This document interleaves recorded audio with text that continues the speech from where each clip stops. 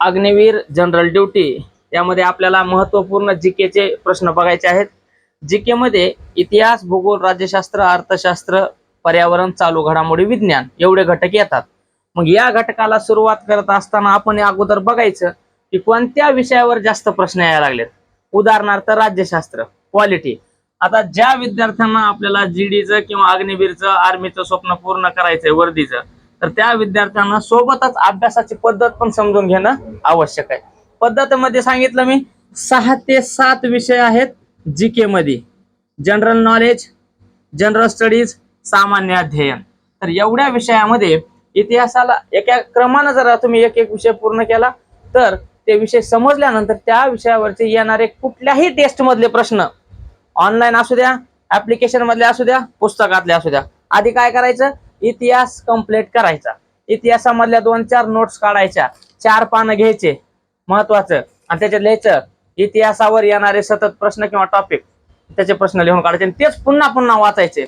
पोरं पुस्तक घेतात विकत, पुस्तकं सगळ्यांकडे आहेत, फक्त आपल्याकडेच नाही. भारी भारी पुस्तक आहेत, व्हिडिओ क्लासेस आहेत ऑनलाईन. पण जर आपण गावात राहून सुद्धा जर व्यवस्थित दिमाग वापरला, काय करायचं, आजपासून इतिहासाच्या पहिल्या 2 नोट्स बघणार मी तुमच्या, 2 ते 3 पानाच्या.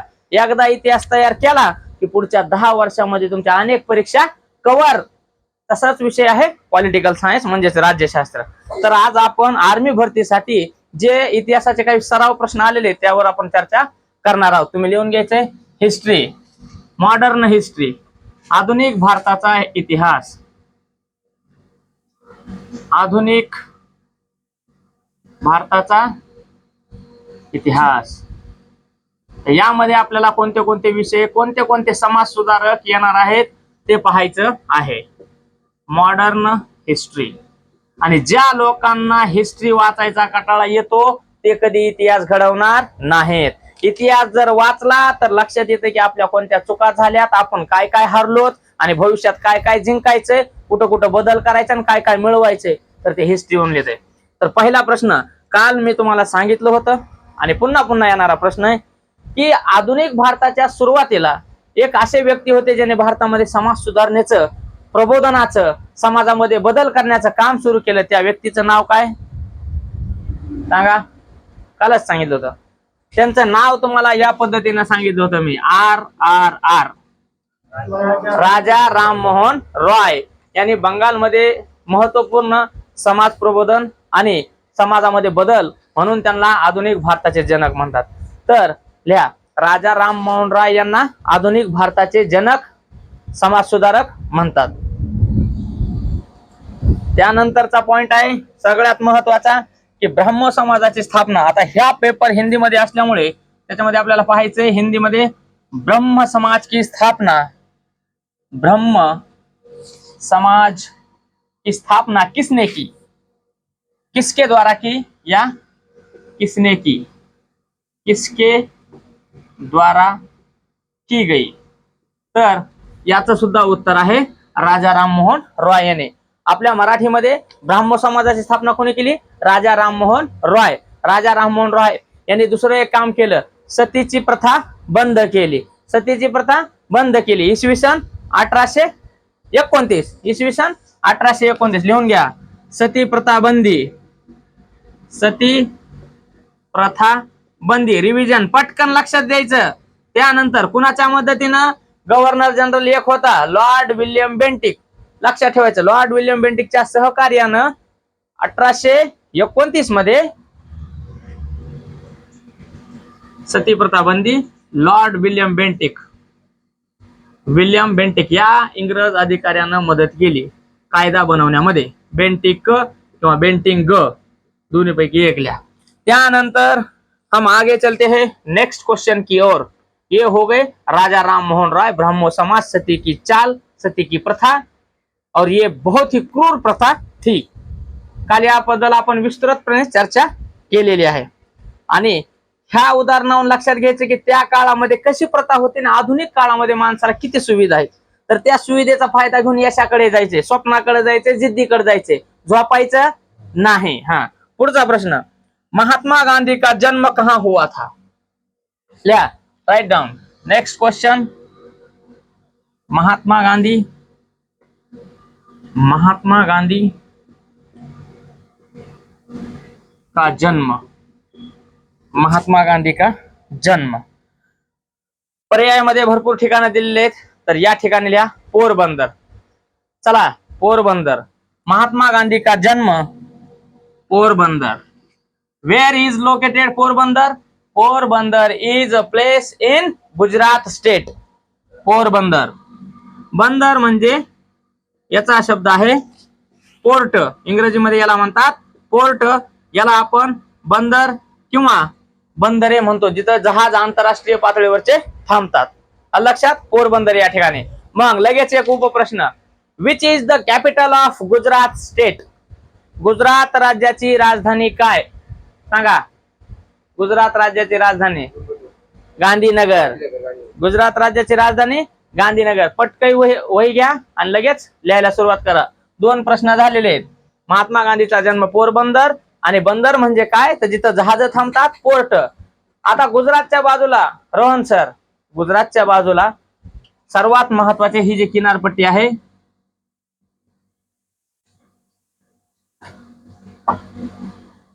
या ठिकाणी कांडला नावाचं बंदर आहे। कोणतं बंदर आहे? कांडला। लिहून घ्या लगेच, कोणतं कोणतं बंदर आहे, काय आहे हे माहित असलं पाहिजे। पोर्ट, आता भारताच्या कोणत्या दिशेला कांडला बंदर आहे? पूर्व आणि पश्चिम दिशेला, पश्चिम दिशेला कांडला बंदर आहे, आणि पोरबंदर सुद्धा गुजरात मध्ये आहे। अलग लक्षात, कोणतं बंदर आहे रोहन? पोरबंदर या ठिकाणी जन्म झाला। आणि मोठं बंदर कोणतं आहे? कांडला। या ठिकाणी महाराष्ट्रामध्ये एक सर्वात मोठं बंदर आहे, आणि ते नैसर्गिक बंदर आहे। लगेच सांगा पटकन, सोपा प्रश्न आहे, पुन्हा पुन्हा आलेला प्रश्न आहे, 10 परीक्षेला आलेला प्रश्न। मुंबई लिहा, मुंबई हे सर्वात मोठं नैसर्गिक बंदर आहे। मुंबई बंदराला इंग्रजीमध्ये काय म्हणतात? पोर्ट। विजय, बंदराला इंग्रजीमध्ये पोर्ट। बंदर म्हणजे जिथं जहाज थांबतात, माकड नाही। हा, तर हे नैसर्गिक बंदर आहे। कसलं बंदर आहे? नैसर्गिक। आता नैसर्गिक बंदर म्हणजे तिथं मोठ्या प्रमाणात खडक आहे, आणि खडक असल्यामुळे पाणी खोल आहे, जहाज आदर किनारपट्टीपर्यंत जाऊ शकतात। अलग लक्षात, जहाज मनाने त्या किनारपट्टीपर्यंत जाऊ शकतात। आणि त्याला जर किनारपट्टी भूगोलामध्ये एक कन्सेप्ट आहे, दंतूर किनारपट्टी म्हणतात त्याला। कसली? नाव ही दंतूर किनारपट्टी अशी राहते। या ठिकाणी जहाज मनानं जाऊन या ठिकाणी थांबते, दंतूर किनारपट्टी। दंतूर किनारपट्टी म्हणजे ज्या ठिकाणी नैसर्गिकरित्या जहाज जाऊ शकतात।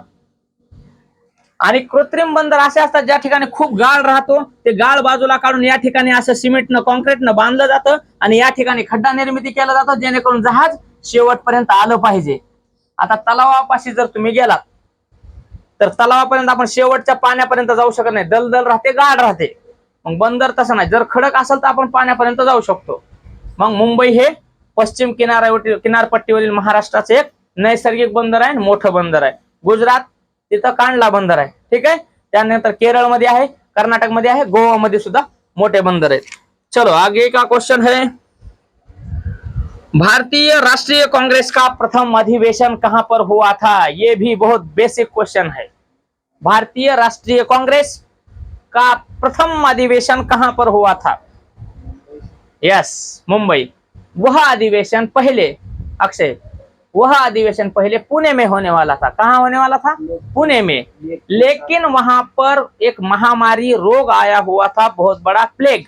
तो प्लेग के रोग की वजह से, डिसीज की वजह से वह अधिवेशन मुंबई के गोकुलदास तेजपाल संस्कृत विद्यालय के सभागृह में हुआ। आणि 72 ते 78 जवळपास प्रतिनिधी आले होते त्यामध्ये। लक्षात आलं? लिहा, INC, Indian national Congress, INC भारतीय राष्ट्रीय काँग्रेस। लिहून घ्यायचं पटकन, भारतीय राष्ट्रीय काँग्रेस। आणि ही जी आजची काँग्रेस आहे ती तीच काँग्रेस आहे। आजची जी काँग्रेस आहे, पेन द्या सरला पटकन एक। हो का सर, धरा। सरकड पेन सुद्धा नाही। हा, अवघड कंडिशन आहे, इकडे लिहून घ्या। 4-5 प्रश्न झाले आणि त्याच्यासोबत उपप्रश्न झाले। और हिंदी में, भारतीय राष्ट्रीय कांग्रेस का प्रथम अधिवेशन कहां पर हुआ? मुंबई में हुआ। और वो सभागृह का नाम है गोकुलदास। गोकुळ दास तेजपाल संस्कृत सभागृह या महाविद्यालय। हाँ, अब इसके आगे का बहुत ही इजी क्वेश्चन आने वाला है, बहुत ही easy question. Indian National Congress की स्थापना कब हुई? जिसको आता है उसने सिर्फ हाथ ऊपर करना है। रोहन आप बताइए। नो विजय ना है। हाँ अक्षय 1885। हाँ 1885। मित्र आपले कसे पुढे जातात हे लक्षात ठेवा, असा दिमाग तेज ठेवला पाहिजे, तेज। पहिल्या अधिवेशनाचे अध्यक्ष दादा राईट 1885। दुसरा पॉइंट महत्वाचा, उपप्रश्न लगेच घ्या कि भारतीय राष्ट्रीय कांग्रेस आईएनसी का पहला या प्रथम अधिवेशन मुंबई में हुआ और उनके स्थापना 1885 में हुई है। और इनके जो प्रथम अध्यक्ष थे वो उमेश चंद्र बैनर्जी। कौन थे प्रथम अध्यक्ष? उमेश चंद्र बैनर्जी। लिखो उमेश चंद्र बैनर्जी, उमेश चंद्र बैनर्जी, उमेश चंद्र बैनर्जी। और एक अंग्रेज अधिकारी था जिसका नाम बार बार आता है, क्या था रोहन उस अधिकारी का नाम? सर एलन एक्टिवा ह्यूम, एव्ही Hume, sir Allan Octavian Hume, एव्ही ह्यूम। ह्या इंग्रज अधिकाऱ्यानं ही संघटना स्थापण्यामध्ये मदत केली।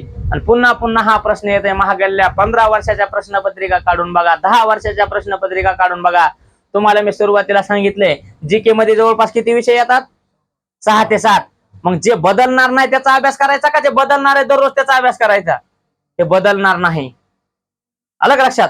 महागल्ल्या 50 वर्षापासून ह्या गोष्टी घडलेल्या आहेत आणि तेच परीक्षेला विचारतात। आणि महत्वपूर्ण घटना घडलेल्या आहेत ह्या इतिहासामधल्या, ज्यामध्ये इतिहासामध्ये क्रांती झाली, बदल झाला, आपल्याला स्वातंत्र्य मिळालं, आंदोलन सुरू झालं।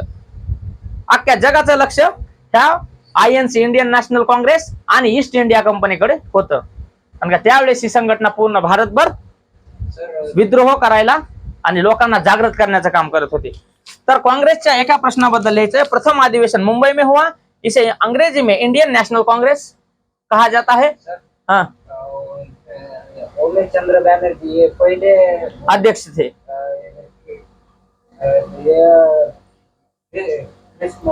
क्रिश्चियन क्रिश्चियन धर्म के नहीं नहीं नहीं, क्रिश्चियन नहीं। उमेश चंद्र बैनर्जी ये पहले व्यक्ति थे, वो क्रिश्चियन बाद में आते हैं दूसरे। वो हम अगले क्वेश्चन में या टॉपिक में देखेंगे। पहले मुस्लिम अध्यक्ष, पहले पारसी अध्यक्ष, पहले क्रिश्चियन अध्यक्ष, पहले दलित अध्यक्ष।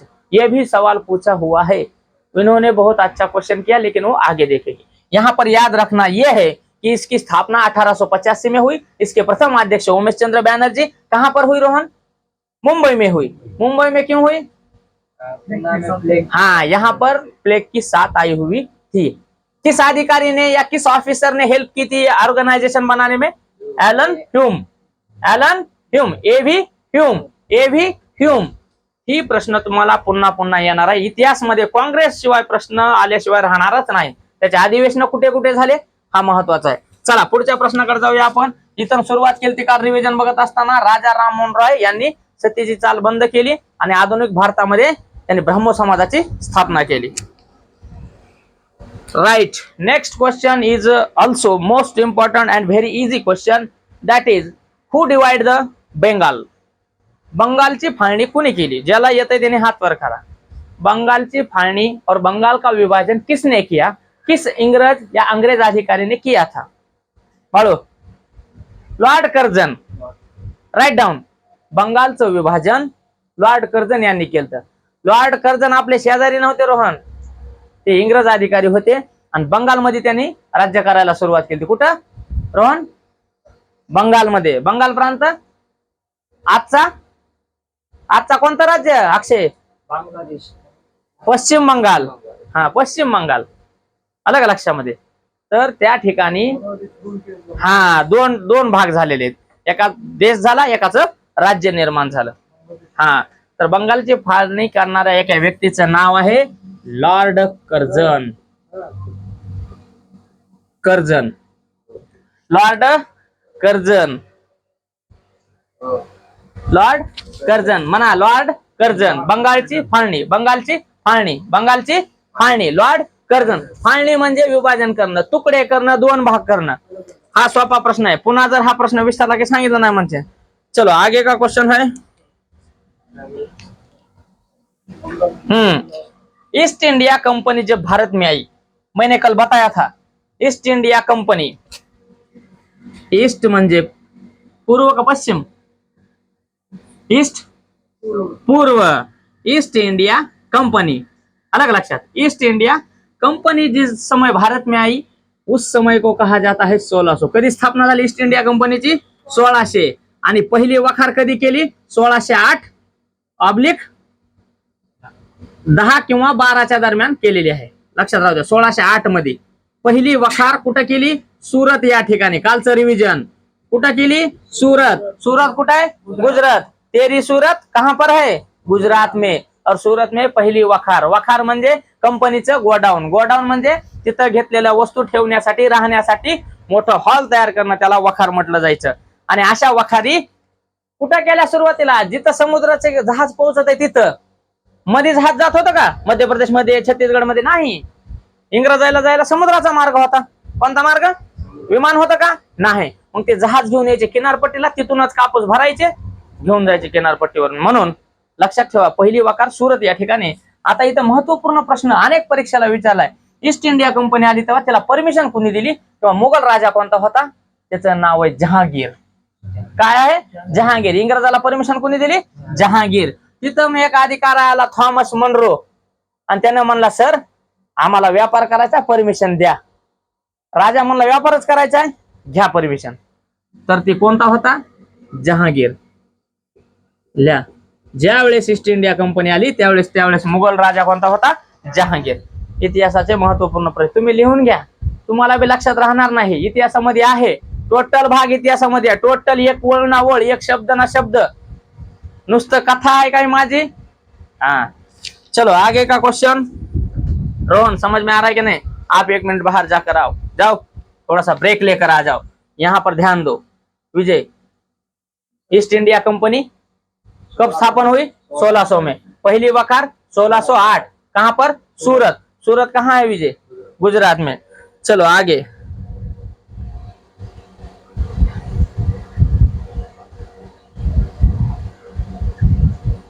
सोपा प्रश्न है. आजाद हिंद फौज को किसने प्रसिद्धि दिलवाई. सुभाष चंद्र बोस. आजाद हिंद फौज. आजाद हिंद फौज सुभाष चंद्र बोस. हाँ इन्होंने उसे प्रसिद्धि दिलवाई. उनके नाम का दिन किस नाम से हम मनाया करते हैं. अभी अभी पिछले महीने में हमने उनके नाम का जन्मदिन मनाया है. पराक्रम दिन. Write down. पराक्रम दिन.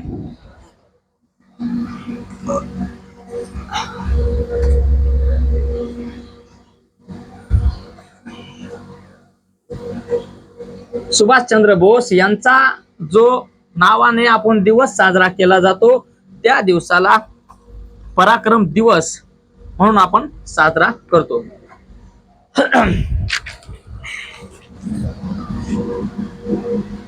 पराक्रम दिवस. सुभाष चंद्र बोस.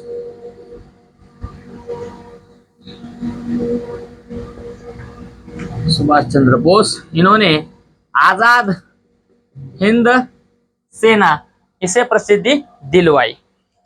चलो उनका एक प्रसिद्ध कथन है जो बार बार हमें बताया जाता है. तुम मुझे खून दो मैं तुम्हें आजादी दूंगा. खून का मतलब है उस समय खून या ब्लड डोनेशन नहीं था. खून का मतलब है देश के आजादी के लिए आपको लड़ना पड़ेगा. देश के आजादी के लिए आपको लड़ाई करनी पड़ेगी, क्रांति करना पड़ेगा, रिवॉल्यूशन करना पड़ेगा और उसके लिए आपको रास्ते पे आना पड़ेगा. और रास्ते पे आने के लिए घर का त्याग, परिवार का त्याग, अपने खुद के अपने जो हित थे, खुद के जो हित थे, खुद का जो फायदा था उसको त्याग कर, सैक्रिफाइस कर देश के लिए लड़ना. इसलिए उन्होंने कहा था you are the younger future of India. तरुण विद्यार्थ्यांना, तरुण मुलांना त्यांनी सांगितलं होतं की तुम्ही देशासाठी लढा, तुम्ही मला साथ द्या, मी तुमच्या आजादी तुम्हाला स्वातंत्र्य मिळवून देतो. त्यांच्या सेनेमध्ये येण्यास त्यांनी प्रवृत्त केलं. अलग लक्षात, सेनेमध्ये तरुणांची आवश्यकता होती तर आपण इंग्रजांना हरवणार होतो, म्हणून त्यांचं ब्रीद वाक्य आहे, तुम मुझे खून दो मैं तुम्हें आजादी दूंगा. और दूसरा एक घोष वाक्य था, चलो दिल्ली. क्या था? चलो दिल्ली. Write down. तुम मुझे खून दो, लिहून घ्या सुविचार. मैं तुम्हें आजादी दूंगा. परीक्षा के लिए तुम परीक्षा को पढ़ाई दे दो, परीक्षा तुम्हें रिजल्ट दे देगी. क्या देगी? रिजल्ट. अगर तुम पढ़ाई नहीं दोगे तो रिजल्ट भी नहीं देगी. तुम मुझे खून दो मैं तुम्हें आजादी दूंगा. और दूसरा था चलो दिल्ली. कहां जाना है? दिल्ली. पहले दिल्ली जीतनी है और फिर हम अंग्रेजों को हराकर पूरा देश आजाद करेंगे.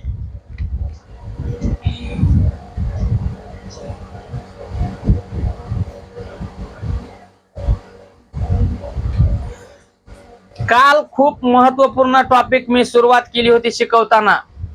सुरुवातीला सांगितलं की रूम मध्ये बंद करून तुम्हाला जर सगळ्यांना आपण एखाद्या अडचणीमध्ये निर्माण केली तर कसं वाटल? वाईट वाटल. दरवाजाला उभारून जर कोणी आपल्याला मारलं तर.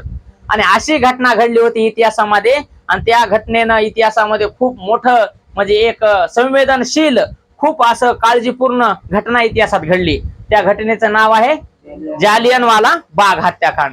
तर हे कोणत्या राज्यामध्ये घडलं होतं? साधा प्रश्न. पंजाब, अमृतसर.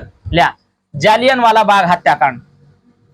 जालियनवाला किंवा जालियनवाला जसा तुम्ही उच्चार करताल तसा.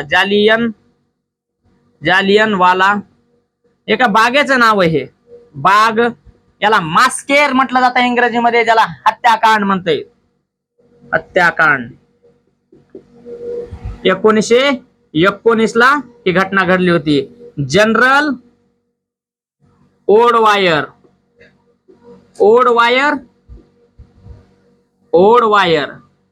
आणि डायर ह्या लोकांनी हे आदेश दिला होता फायरिंगचा. किती? फायरिंगचा आदेश दिला होता. आणि पूर्ण बंदुकीच्या गोळ्या संपेपर्यंत फायरिंग केली. अलग लक्षामध्ये तेवढ्या लोकांमध्ये अनेक लोक, जवळपास 1000-1200 लोक जखमी झाले. पूर्ण गोळ्या रायफलीच्या फायरिंग होईपर्यंत त्यांनी गोळ्या चालवण्याचा आदेश दिला. आणि यामुळे भारतीय लोकांना एक खूप मोठी प्रेरणा मिळाली की आपण आता ह्या अन्यायाचा बदला घ्यायचा आहे. अलग लक्षात, या अन्यायाचा बदला घ्यायचा आहे. आणि उधम सिंगने त्यांचा नंतर बदला घेतलेला आहे. आणि असेच क्रांतिकारक त्यावेळेस होते.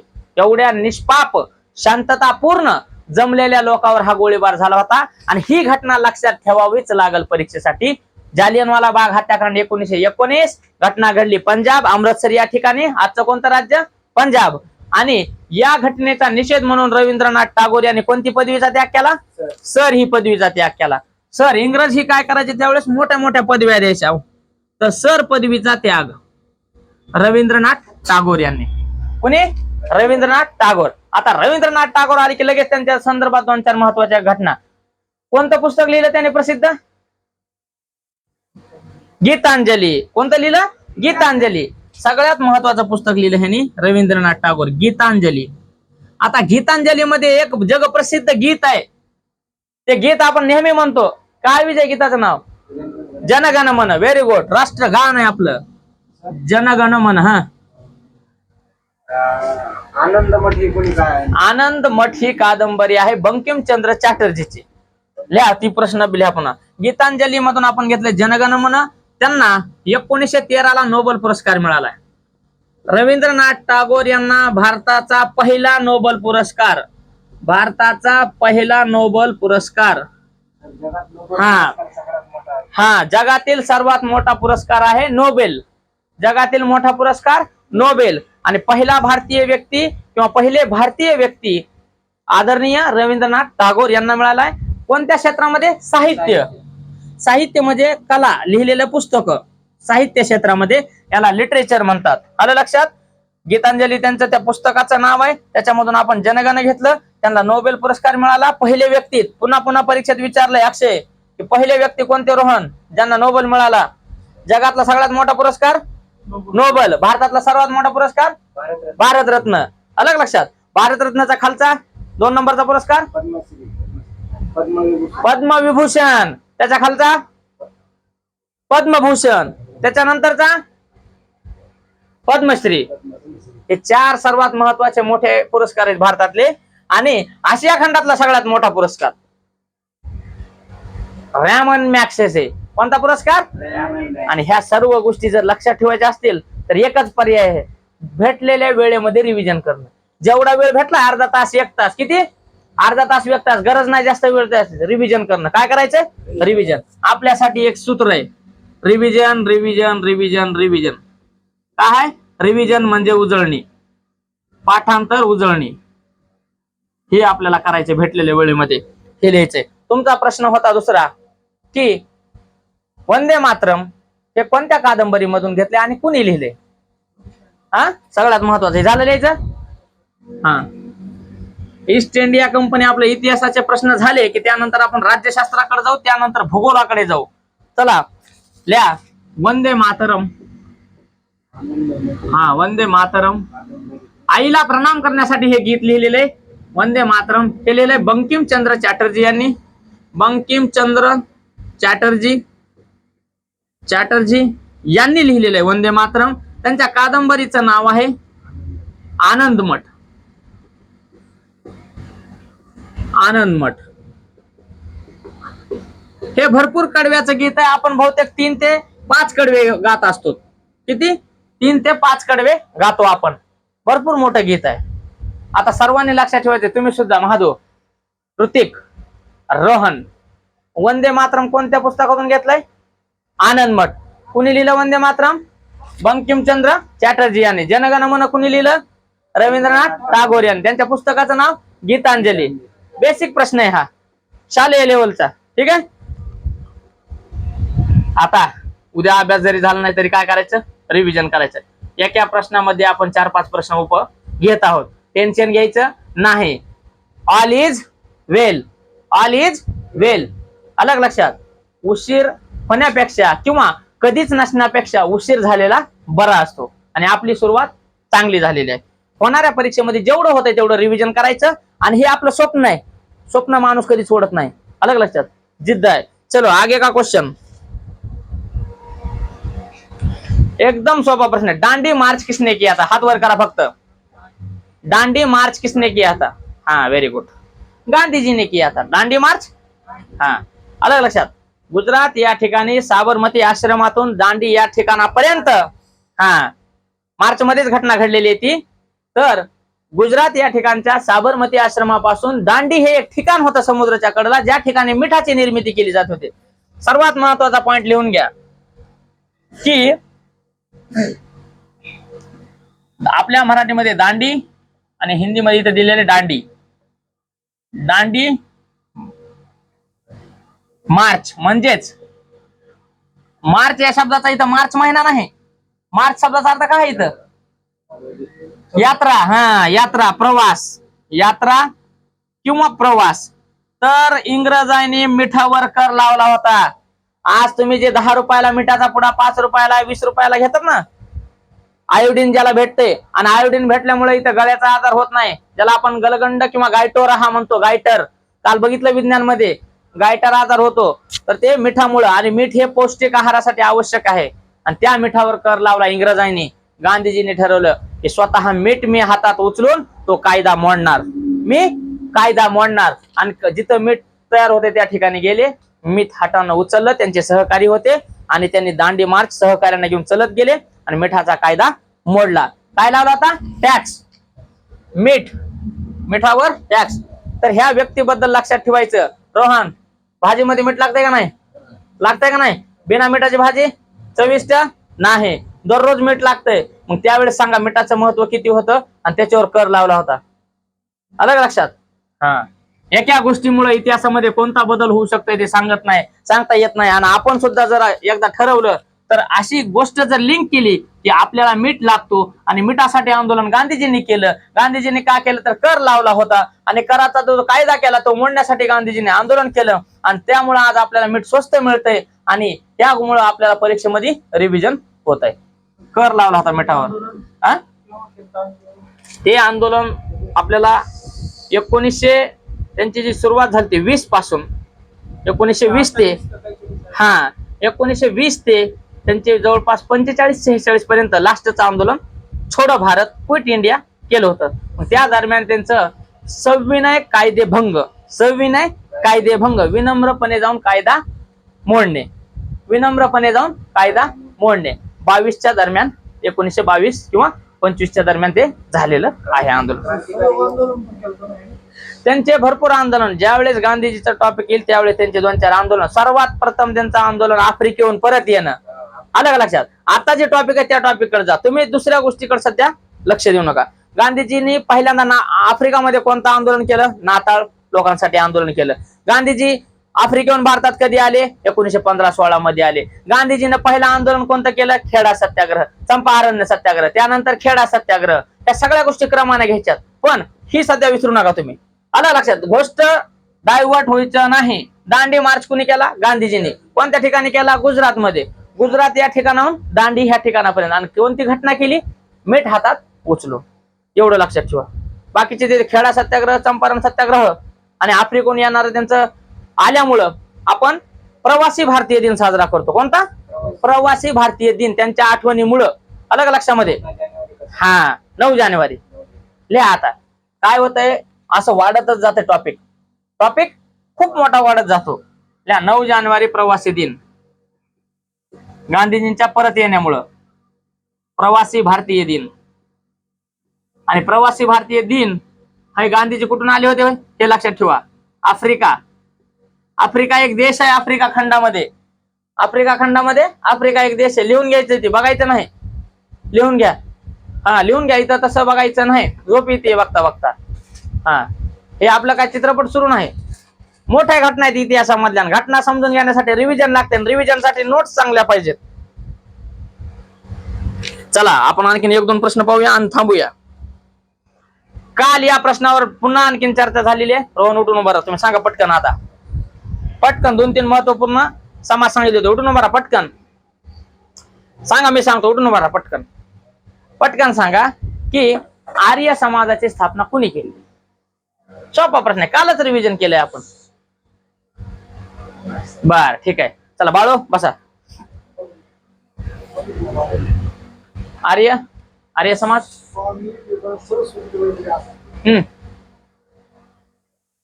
पर्याय देऊ का? स्वामी दयानंद सरस्वती. हा, राइट. आर्य समाज, स्वामी दयानंद सरस्वती. लिहा. आर्य समाज की स्थापना किसने की थी? स्वामी दयानंद सरस्वती. ब्राह्मो समाज, ब्राह्मो समाज रोहन, राजा राम मोहन रॉय. हाँ, आर्य समाज स्वामी दयानंद सरस्वती. सत्यशोधक समाज, राइट. हाँ, महात्मा फुले, स्वामी दयानंद सरस्वती,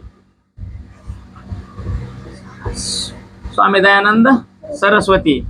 लक्षात राहू द्या. सर्वात महत्वाचं, आर्य समाज की स्थापना स्वामी दयानंद सरस्वती इन्होंने की थी.